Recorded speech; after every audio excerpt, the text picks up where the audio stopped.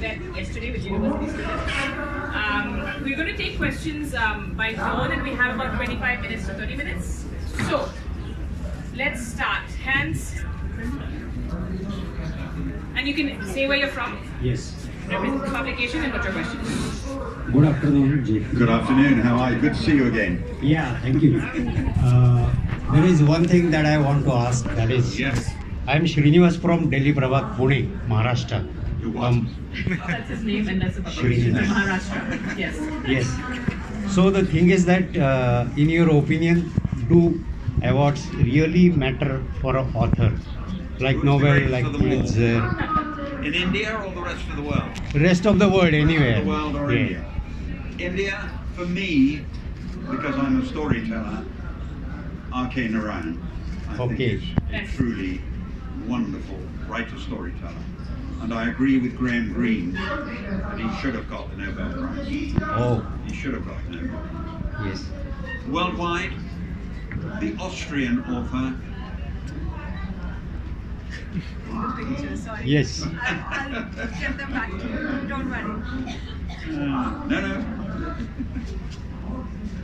Stefan Zweig, Stephen who wrote a book called Beware of Pity, which I think is an absolute masterpiece. Kya baat. Genuinely a masterpiece. And to the question of Because awards, he's a writer and a storyteller, Oh, and that's rare. and to the question if you think awards matter, do you think awards should matter? Do I think Awards should matter. the word should matter? Awards, literary awards and prizes. Is that important? or in a different way, what is the best? Awards. Yeah. Well, they're for really, awards are for literary giants.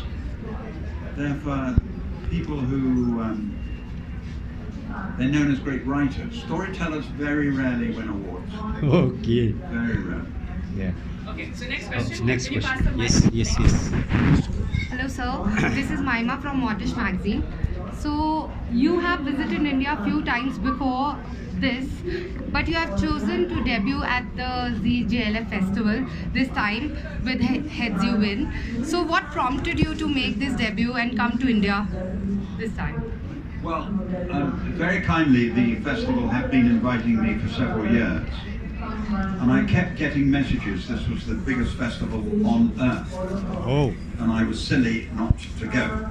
kya baat. So that influenced me tremendously. And then very kindly, one of your universities awarded me a Doctor of Literature.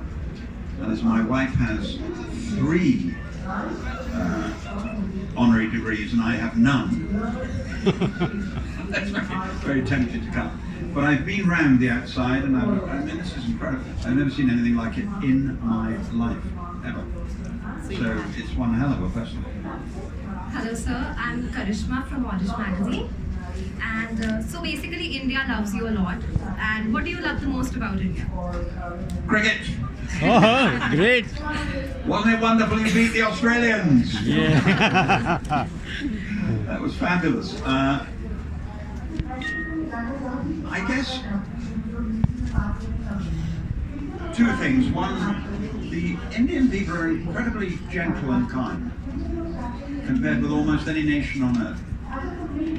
And I think what excites me now is it's become clear to me that the next generation of women in India are going to run India. God help the stupid men, I have to say. This lot are going to take over, let me warn you. Hello, sir. This is Meera from Salam Bahrain magazine. My question is, what is your view on censorship imposed on books? Sorry, this noise in the background is getting... Censorship? No! Let anybody read. If people write stupid stuff, are you referring to sex or violence or bad language, or are you referring to anything in particular? What are you referring to when you talk about Are censorship? you referring to sex, violence, bad language? Religion. Religion. Oh, it's very hard for an Englishman to answer that question because we're not very religious. And in Britain we've learned to discriminate, I hope we have, and just dismiss it. I mean, one of the great things about my country, or one of the things I truly love, is we allow stupid people to stand up on soapboxes and say stupid things. And that's very healthy. It's healthy to get it out in the open and let intelligent people decide. I obviously would be more careful with the very young, because they can be influenced. But your question applies to India, really, and I am not qualified to answer it. In England I could answer it, but I'm not qualified to answer it. Hello sir, my name is Shailaja and I'm from Rashtradoot. After all these years of writing, are you a more intuitive writer or a more methodical writer? Like, do you write by method or intuition? I'm totally a storyteller. I sometimes don't know what's on the next page. I have been known not to know what's on the next line. Some people plot everything out. They know exactly where they're going, what they're doing. I haven't got a clue. In fact, the book I'm writing at the moment, I've decided, because so many people have been writing to me about the Clifton Chronicles, to take Harry Clifton's hero, William Warwick, and do 7 books on him. And I've just done the first draft. I changed the last line the morning I wrote it. I thought I had a last line, and as I was writing, I got another one. So no, I haven't got a clue. I'm totally intuitive. Totally. I think that's the difference between a writer and a storyteller. Yes. And my view has always been, this hasn't changed, my view has always been that if I know where I'm going, you'll know where I'm going. But if I don't know where I'm going, how the hell can you know where I'm going? Oh, great. Hi, sir. Hi, I'm Garvita. I'm from the Quint. We know about how much you love cricket, and I could not ask you a cricket question. Do you think this team is one of the best teams that we have? Unquestionably, you've got 2 of the greatest batsmen that have ever lived. I'm a huge Kohli fan. Who isn't? He's probably the best batsman in the world. But I think Pajura's pretty damn good. Those 3 centuries against the Australians were remarkable. I was very interested in Mr. Kohli's remarks afterwards, after the matches were over. And then, of course, he went on to win the one days as well. Yeah, I think this is probably as great a team. My personal hero remains Roald Rabbit. I just think his style is so wonderful. It was a privilege to watch him. And of course, Sachin Tendulkar. But from my own days, the Nawab Patodi was a friend when I was a young man, so the love of Indian cricket has been going on for many, many years, and will continue until you're at Lord's. Okay, next, there's a gentleman there, and then, oh, sorry. Yeah. I'm Ratnaswamy from Indian Retail News, and I'd like to know, is your stories based on experience or otherwise? Totally invention. I always tell young people who come to see me about writing, write about what you know about. If your mother's a hairdresser, write about hairdressing. If you go on a bicycle to work every day, write about that and the people you see and what happens. So I've been in the world of politics, business, the theatre, and so I guess they all get into the books. So I always say, write about it. You feel it, don't you? I mean, like the classic example is Jane Austen. Born in a small town, she writes about life in a small town. By the way, we're talking about one of the greatest storytellers who ever lived.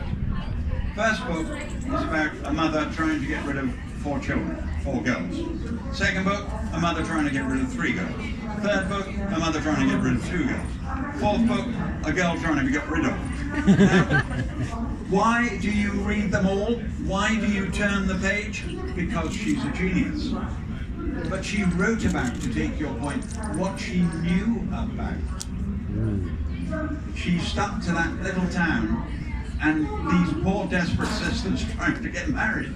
You think, well, what's in that? It's wonderful, that's what's in that. Dickens wrote about London. He wrote about what he saw in London. He saw the poverty, he saw the other things. So you should write about what you feel safe with. There's a Yes. But then, one second.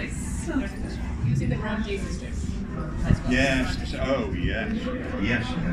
So I'm Rajeshwari from Hyderabad. I met you a long time ago. I'm sorry, you're fighting that noise over there. Okay, I'm Rajeshwari from Hyderabad. She's from Hyderabad. Hyderabad, yes. Yes. Yeah, We had a lovely time in Hyderabad.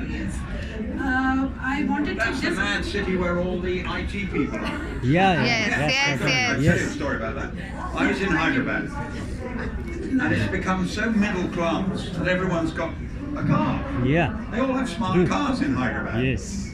And I was coming from the airport into Hyderabad, and the most beautiful woman passed me, and I stopped. In between getting from seeing her the first time to my hotel, I overtook her 7 times, and she overtook me 8 times. Any longer, we'd have been engaged. You would have seen you more often in Hyderabad. Sir, I would just like to go back to R.K. Narayan and anything in particular you like about him, because you said he should have won the Nobel. R.K. Narayan's genius, going back to your point, R.K. Narayan's genius, he can take a small taxpayer in a tiny village who's got problems with his wife and children. Hello, why don't you all have a go at that? But he makes you turn the page. Magaldi Days is a work of genius. A work of genius. A little about your new book, sir. Can you talk about your new book? Well, the inspiration came from Colin Powell. Colin Powell's mother from Jamaica had to make the decision whether to go to Great Britain, take Colin to Great Britain, or take him to the United States. I thought this was a fascinating thing. What if Colin Powell had gone to Britain? He'd never have become an officer in the British Army. He would never have become Foreign Secretary.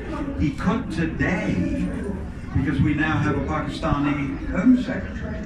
So he could today. The world has changed.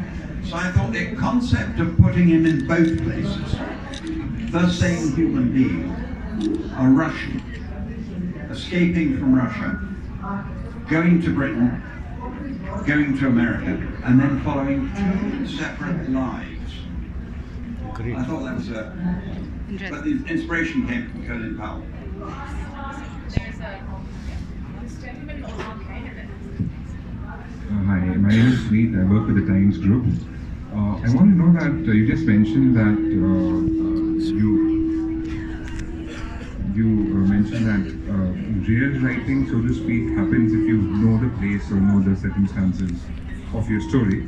But in that case, how do you classify speculative fiction or science fiction? It's completely imaginative. Yeah. Another question, can I ask another question as well? I think in your new work, Alexander, the person, hero of the story, he tosses a coin, and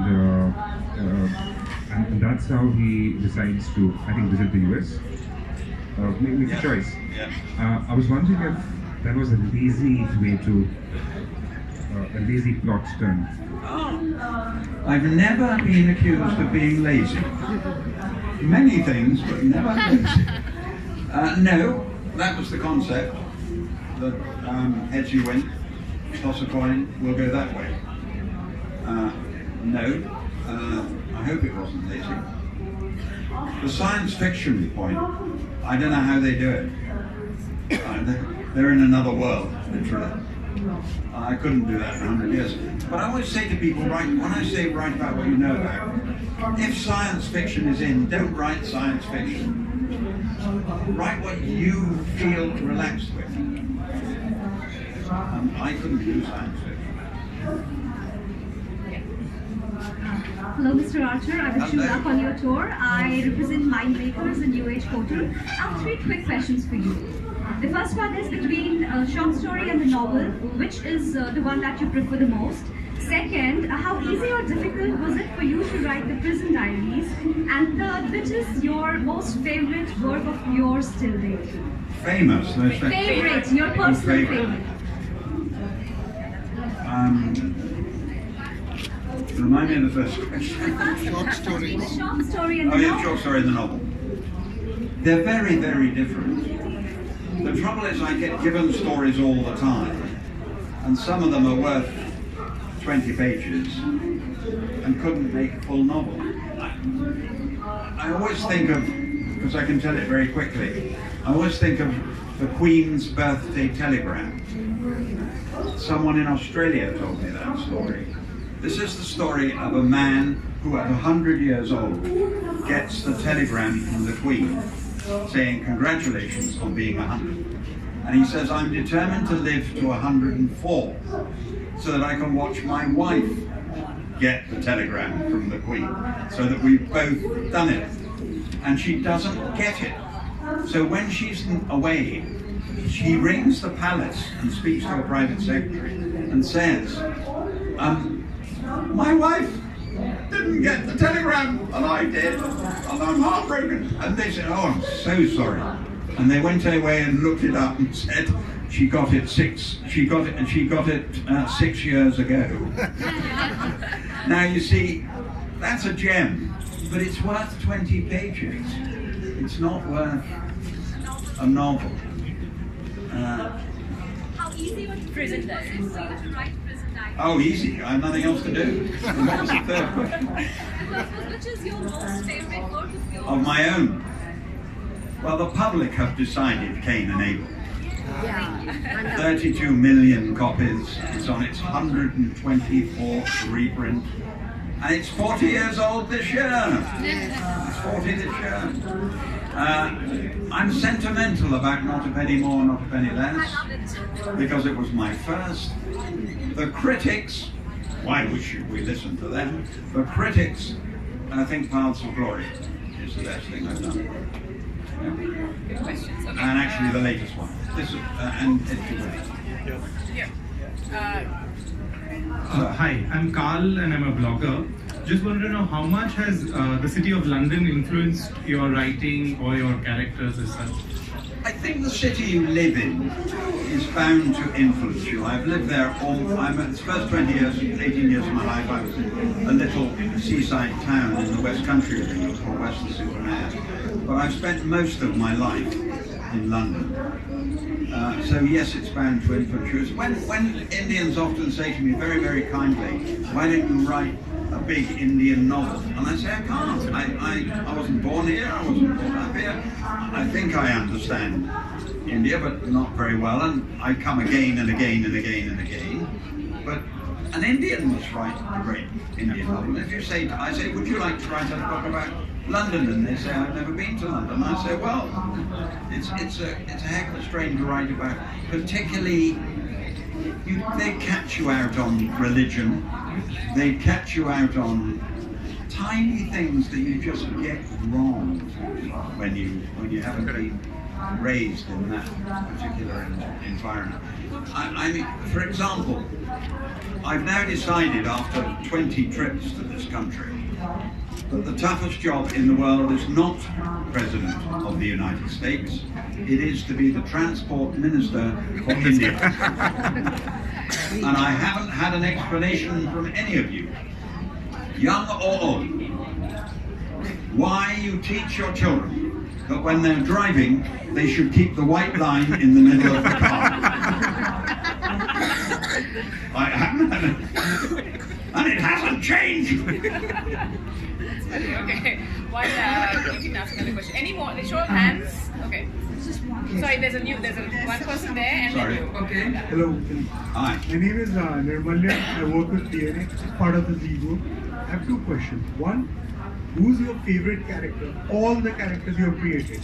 And second, who's your favorite peer? Go. Peer, as in, we consider Your contemporary, right? A contemporary writer. Yeah. Taking the first point,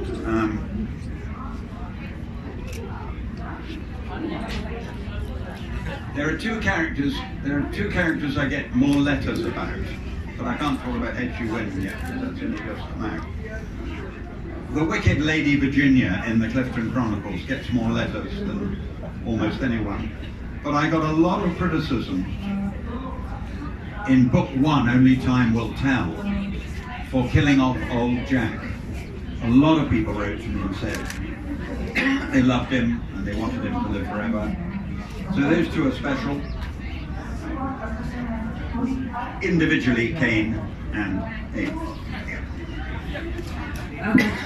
Sorry. There are two questions again I would like to ask you. One, do you ever get plagued by the thoughts, will this work or not work when you're in a new novel? Thoughts of whether this will work or not. When you're writing, whether something will work or not. Okay. And second, who's your constant reader? Constant Your reader? constant reader, the person in your head, your constant reader. The constant reader is a tricky one, because when you're sitting down, I again say to people who say they want to be writers, for God's sake, write what you want to write and pray. Don't say, oh, I've got to write a chick flick book because women are buying more books about that than any other. And indeed they are, they're buying a lot of books. But I couldn't do it. So write for yourself and pray that the public enjoy it. Sorry, what was that? Whenever you write a new novel, do you think about, will this work? Will people like it or not like it? You can't. You mustn't. You mustn't. You mustn't. If you did that, you would just be trying to please people all the time. No. No. Okay, I think we're gonna wind down. You have your third and fourth questions. Okay, one last question. You've had a question already, right. wicked woman. You're a wicked woman. What do you want? I just need to know. I was waiting for others to ask it, so. She was very polite. That's true, but go on. The readers, the profile of the readers, the reading style of the readers has changed over the years. You've written for so many years now. So, what do you perceive from your younger readers of this generation, and are you writing for them? It's fascinating because you'd think, I mean, most of my audience is in India. 2/3, if not 3/4, will be women. And the much more thrilling is the average age is about 18, 19, 20.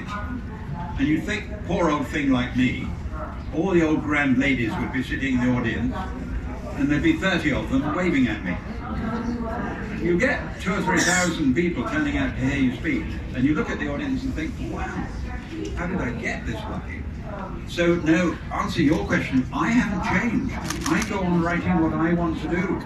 And I'm shocked that the next generation all reading Cain and Abel. Shocked. But delighted, but shocked. Okay, so you want to ask another one? Okay, last. So I have, Go back to you, young lady. Yeah, I have two questions. One, like, we have grown with your books and seen the world through your eyes and everything. So who has been your childhood? They've grown up with your books and seen the world through your eyes.